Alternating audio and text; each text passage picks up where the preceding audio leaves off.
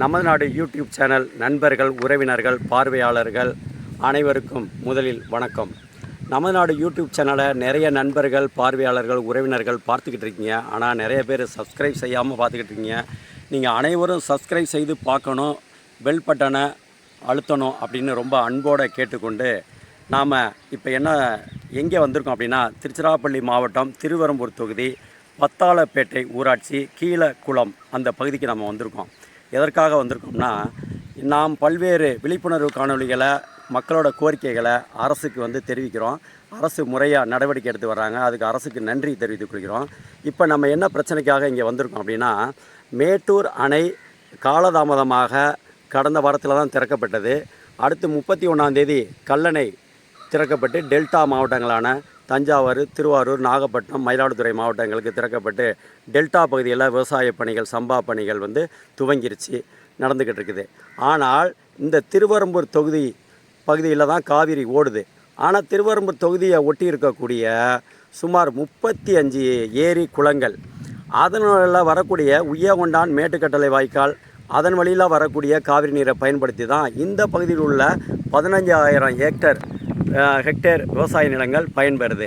ஆனால் இந்த பகுதி உய்யகொண்டான் வாய்க்கால் மற்றும் புதிய மேட்டுக்கட்டளை வாய்க்கால் இதுவரைக்கும் சரியாக தூர்வாரப்படாததால் கரூர், மாயனூர், கதவணை இல்லை தண்ணீர் திறக்கப்பட்டும் இன்னும் உய்யகொண்டான் வாய்க்கால் வழியாக இந்த திருவெரும்பூர் தொகுதியில் இருக்கக்கூடிய 35 ஏரி குளங்களாக இருக்கக்கூடிய கூத்தப்பார் குளம், செவந்தா குளம், சம்மத்தி குளம், தொண்டமான்பட்டி குளம், திருநெடுங்குளம், வாழவந்தான்கோட்டை குளம், பத்தாளப்பேட்டை கீழக்குளம், பத்தாளப்பேட்டை மேலக்குளம், தட்டான் குளம், அரசங்குடி குளம், கோற்றப்பட்டி குளம், கிளியூர் குளம், காமத்தி குளம், கூத்தக்குடி குளம், அடுத்து ஏலமுத்து ஏரி, மருவத்தூர் ஏரி, நெப்பூர் ஏரி, நவலூர் ஏரி, வெண்டையம்பட்டி ஏரி, ஓடையூர் ஏரி, வெட்டி ஏரி, காமத்தம் மங்கல ஏரி, புது ஏரி, காந்தான் ஏரி, கலிபிரி ஏரி, வேலமருதன் ஏரி, அழகாப்பேட்டை ஏரி, சாலக்குடி ஏரி, சேராண்டி ஏரி, ஐயம்பட்டி குளம், மாங்காவனம் குளம், செட்டியார்பேட்டை குளம்,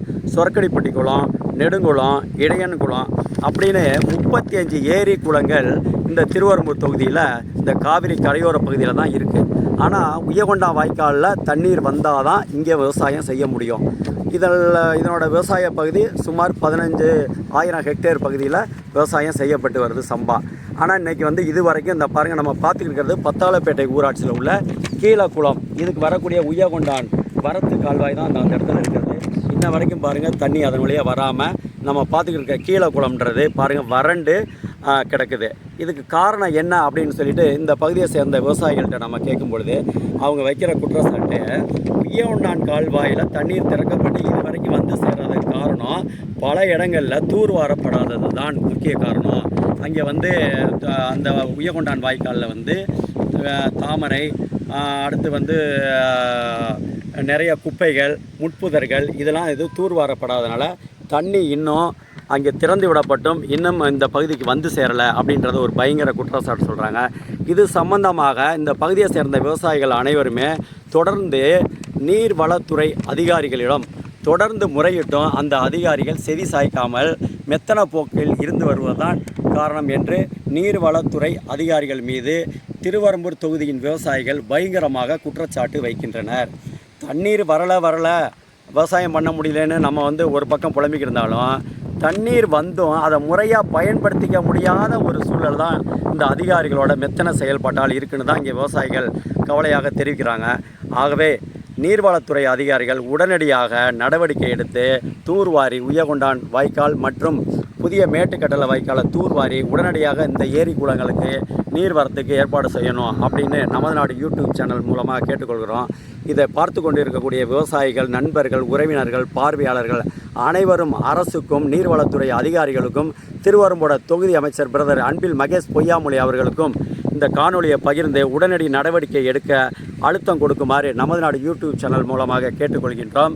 தொடர்ந்து அடுத்த ஒரு நல்லதொரு சூழலில் அடுத்த ஒரு காணொலியை வெளியிடுவேன் என்று உறுதி கூறி, இதுவரை இந்த காணொலியை பார்த்து வந்த நண்பர்கள், உறவினர்கள், பார்வையாளர்கள் அனைவருக்கும் நன்றி கூறி விடைபெறுகின்றேன்.